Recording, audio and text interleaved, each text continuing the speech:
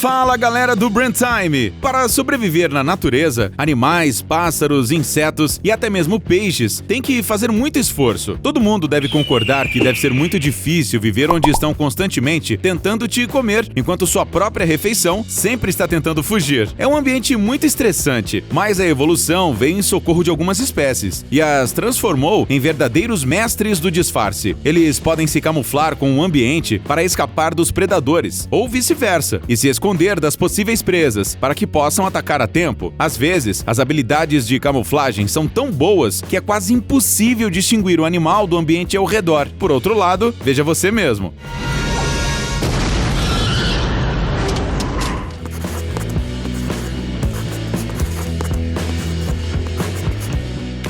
Urutau.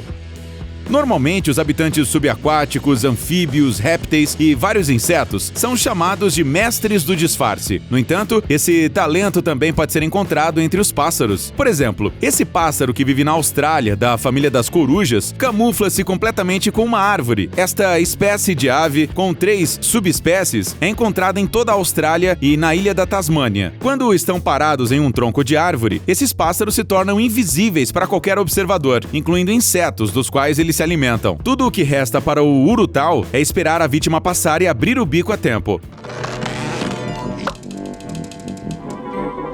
E não tem nenhuma tentativa de capturar a presa com a ajuda das patas. Os pássaros camuflados caçam com o bico, de modo que seus membros não são muito fortes, ao mesmo tempo em que esses pássaros são muito grandes para essa dieta. Em comprimento, atingem de 35 a 53 centímetros e podem pesar até 680 gramas.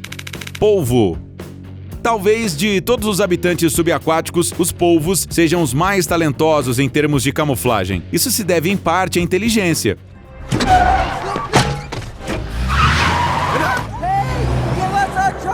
Os polvos são realmente criaturas muito espertas. Eles são capazes de distinguir entre a forma e a cor dos objetos e, quando caçam, usam pedras planas como escudo. Não é de surpreender que simplesmente não tem animais melhores do que os polvos na arte da camuflagem. Eles sabem como se fundir com o ambiente, até mesmo enquanto se movimentam. Agora, eles se parecem com corais, depois como um monte de enguias e, no instante seguinte, já não podem mais ser vistos no fundo do mar arenoso. Eles se adaptam com tanta habilidade às coisas ao redor que parece que estão usando o corpo e a pele para criar imagens tridimensionais de vários objetos. Sabe como isso é possível? Os polvos têm 3 mecanismos de defesa. O primeiro é o mimetismo de cores, que utiliza pigmentos e refletores. Os pigmentos são encontrados dentro de bolsas especiais na camada superior da pele. Para mudar a cor, o molusco comprime os músculos ao redor dessas bolsas, espremendo-as. Com isso, elas se expandem e formam a cor que o animal necessita. O segundo mecanismo do sistema de disfarce é a textura da pele. Usando certos grupos musculares, os polvos transformam facilmente uma superfície lisa do corpo em uma superfície rugosa ou mesmo espinhosa. O terceiro segredo que faz com que o polvo passe despercebido é seu corpo mole, que pode se transformar em qualquer coisa.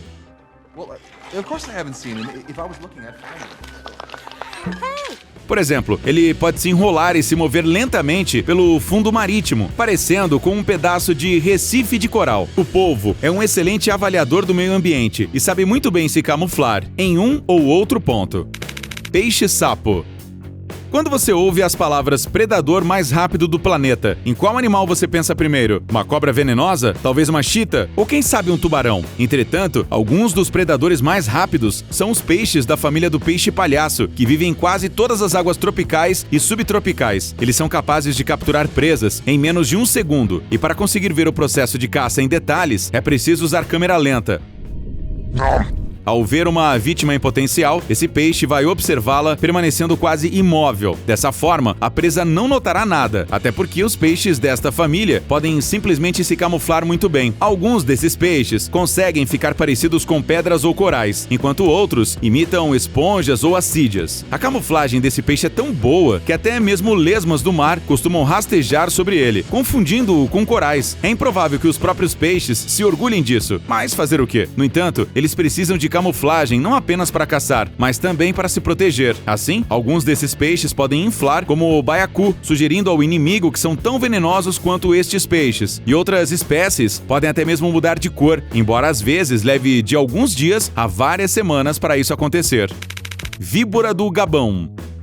Essa cobra venenosa do gênero das víboras africanas é comum em florestas tropicais e subtropicais, bem como em florestas secundárias, em bosques de savanas da África Ocidental, Central, Austral e Oriental. A víbora do Gabão é considerada uma das maiores víboras e sua picada representa um sério perigo para os seres humanos. Sem assistência médica imediata, as toxinas causam uma série de distúrbios sistêmicos ao corpo que pode ser fatal. Mas hoje não estamos interessados na toxicidade da víbora do Gabão, mas em sua incrível capacidade de se camuflar com o meio ambiente. A coloração desta cobra imita folhas caídas velhas e outras partes em decomposição das plantas. Por conta disso, é quase impossível ver uma víbora do Gabão no chão, se ela, é claro, estiver parada. Os cientistas até mesmo fizeram um estudo separado para descobrir por que essa víbora é tão boa na arte do disfarce. A pesquisa mostrou que essa cobra com um espetacular padrão rômbico nas costas usa uma microtextura de superfície especial para melhor se camuflar com o ambiente. Em outras palavras, as escamas da víbora do Gabão têm uma estrutura diferente. Isso permite maior contraste. Tudo isso é necessário para facilitar o acesso da cobra à comida. A víbora ataca a vítima em uma curta distância, esperando uma emboscada.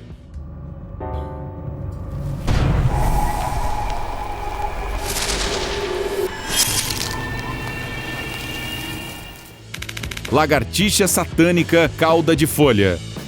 Você consegue imaginar uma folha com patas e cauda? Se você está tendo dificuldade em imaginar isso, não se preocupe, até porque esse ser vivo já existe. Então, pare de queimar neurônios com isso. Conheça agora a lagartixa satânica cauda de folha. Esta espécie é endêmica em Madagascar, ou seja, vive apenas lá e em nenhum outro lugar do mundo. Você pode encontrar esse animal incomum em florestas decíduas, mas apenas se você estiver muito atento mesmo. O formato do corpo, a estrutura da pele e a cor dessas lagartixas são muito parecidas com as folhas secas caídas, que é seu habitat natural. Parece mais que essa criatura só pode viver em um mundo de fantasia, mas não no nosso planeta. Mas Madagascar é definitivamente parte da Terra. Mas isso não é tudo. Alguns desses geckos ainda podem ter grandes olhos vermelhos. É por isso que são chamados de fantásticos ou satânicos.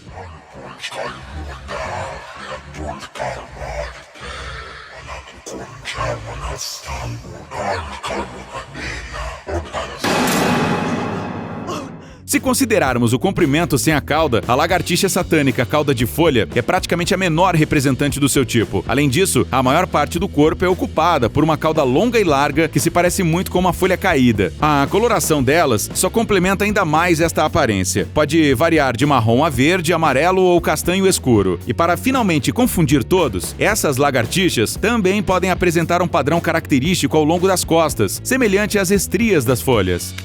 Louva-a-Deus. Com toda certeza, o louva-a-Deus pode ser chamado de assustador e fascinante ao mesmo tempo. Suas cabeças triangulares com olhos estranhos, longos membros obstinados e gula excessiva causam certa hostilidade, mas ao mesmo tempo, eles são muito bonitos. E tudo graças à incrível capacidade de camuflagem. A evolução deu as formas e cores mais incomuns a cada espécie de louva-a-Deus. E hoje, esses insetos incomuns podem imitar literalmente qualquer coisa. Existem louva-a-Deus que se disfarçam de folhas caídas, flores brilhantes, ramos de arbustos, folhas verdes, musgo e até mesmo orquídeas. Sim, esta espécie de inseto geralmente se distingue, pois o louva-a-Deus orquídea tem uma bela cor perolada e fica muito parecido com seu habitat, ou seja, com flores de orquídea. Geralmente a aparência do louva-a-Deus depende inteiramente de onde ele vive e come, até porque quanto mais imperceptível for o louva-a-Deus, mais bem-sucedida será a sua caçada.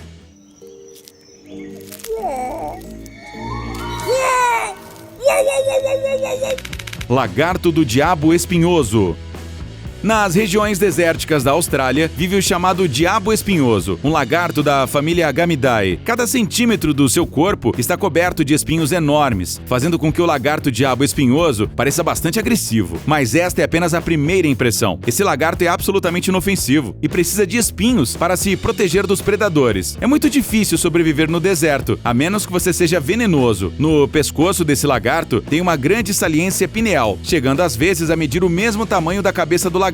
Durante o perigo, o diabo espinhoso abaixa a cabeça, mostrando essa parte do corpo que, em forma e cor, é muito parecida com sua cabeça, principalmente para predadores que não têm tempo para analisar sua presa direito. Por isso, se o inimigo morder essa protuberância, não será tão terrível para o lagarto. Outro método de proteção, é claro, é a camuflagem. O diabo espinhoso, como camaleões do deserto, pode mudar de cor dependendo do ambiente e da temperatura circundante. Em climas quentes, os lagartos se tornam amarelo-avermelhados e, no frio, ficam verde-oliva escuro ou marrom opaco. Tais transformações podem ocorrer literalmente em minutos e também ajudam na termorregulação. Cavalo marinho pigmeu. Os cavalos marinhos pigmeus, ou cavalos marinhos anões, foram descobertos pelo mergulhador chamado George Bardibent em 1969. E sabe por que tão tarde? Isso foi graças à sua excelente habilidade de disfarce e lentidão. Esses cavalos marinhos se movem a uma velocidade de apenas 1,5 metro por hora. Para permanecer nos corais e não virarem vítimas das correntes subaquáticas, os pigmeus usam suas caudas pegajosas. Eles podem ser facilmente confundidos com um pedaço de pau à deriva ou um pedaço de coral. Isso não é por acaso. O tamanho desses cavalos marinhos é de apenas 2 centímetros.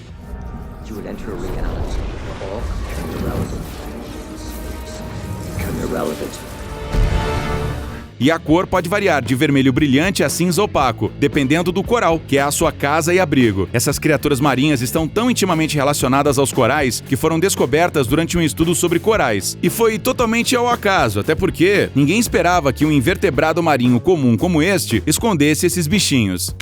Avestruz.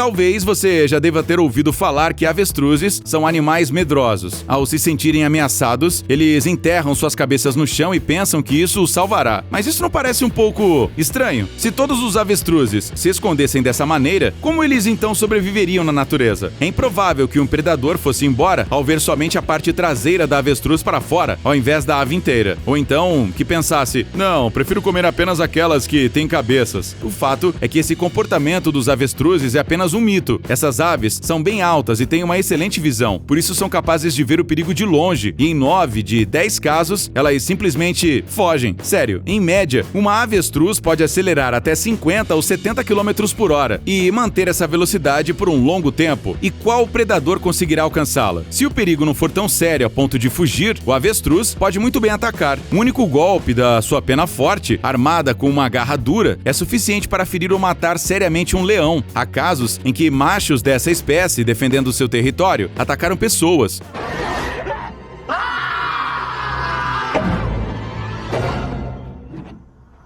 Mas e de onde surgiu, então, a cabeça enterrada no chão? O mito provavelmente vem do fato de que uma avestruz fêmea sentada em um ninho, em caso de perigo, estende o pescoço e a cabeça no chão, tentando ficar imperceptível contra o fundo da savana circundante. Claro que isso não é um método de camuflagem eficiente, mas se não der certo, a fêmea pode sempre fugir. E por hoje é tudo, galera! Tchau!